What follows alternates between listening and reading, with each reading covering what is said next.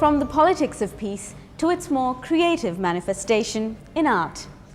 No matter the century, no matter the location, artists have often taken on the role of commentators of the political upheavals of their time. We see this in Sri Lankan artists too in our final story this week, as we introduce the country's first ever art biennale.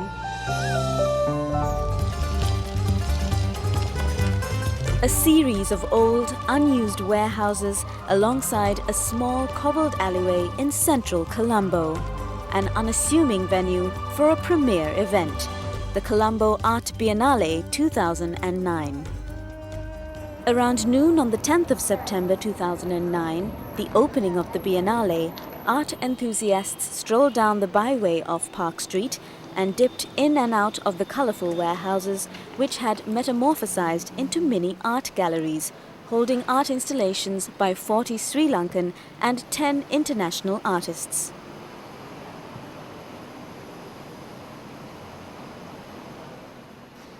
The event was inspired by the Venice Art Biennale, which has a history of 50 years.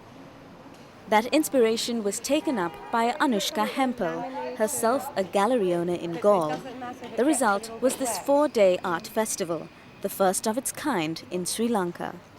This Biennale has been created to give these artists an opportunity to create in a way that they might not normally be able to create if they were restricted to a small gallery or a small hotel.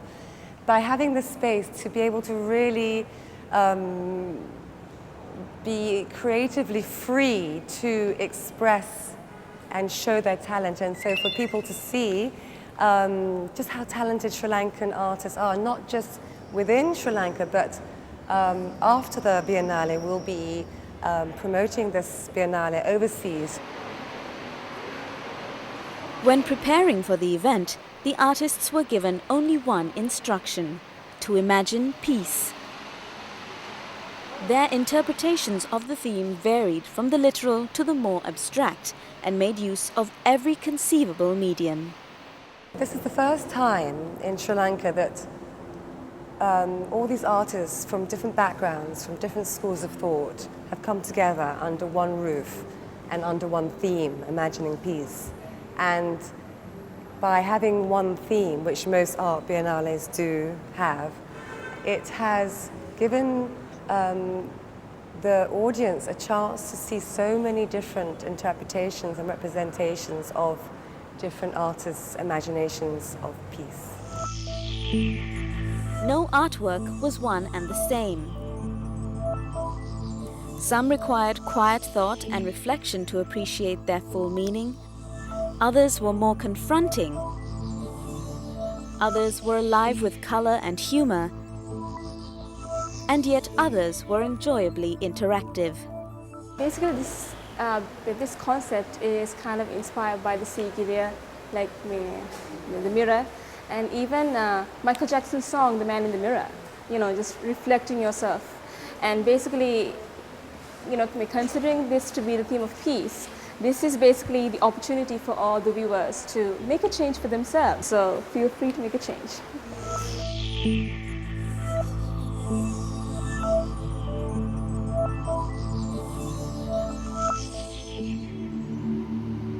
Despite the diversity in the installations and pieces of art, however, most attempted to stress on the importance of this crucial time in Sri Lankan history, that this was a country emerging from war, ravaged with old scars, but still pregnant with opportunities to heal.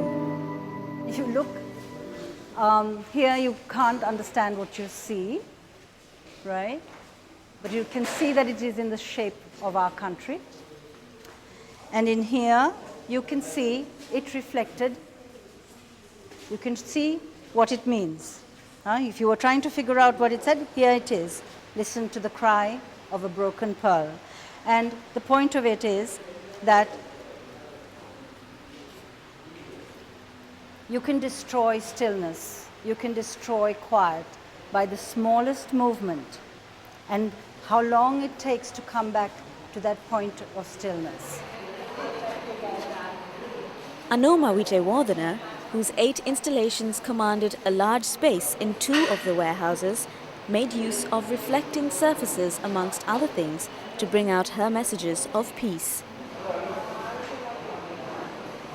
Because this is She called, spoke of the I importance hear of seeing those oneself voices both that in the will not chaos be of Sri drowned. Lanka's recent And past the idea and is that also you in its become a recovery part of the process. painting. And you slip in and out between the paintings and you see bits of yourself through the paintings, right?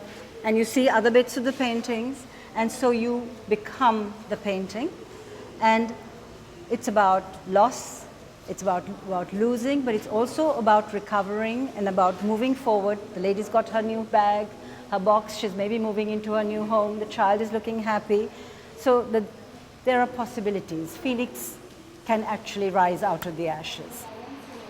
Artist Drvinka, on the other hand, chose a more spiritual approach to the theme, incorporating motifs of multiple religions and male and female sexuality into her work, leaving room for many layers of meaning and interpretation.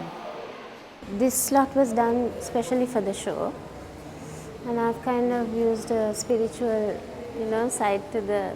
We all need, when we are in times of trouble, we all look up to some kind of a.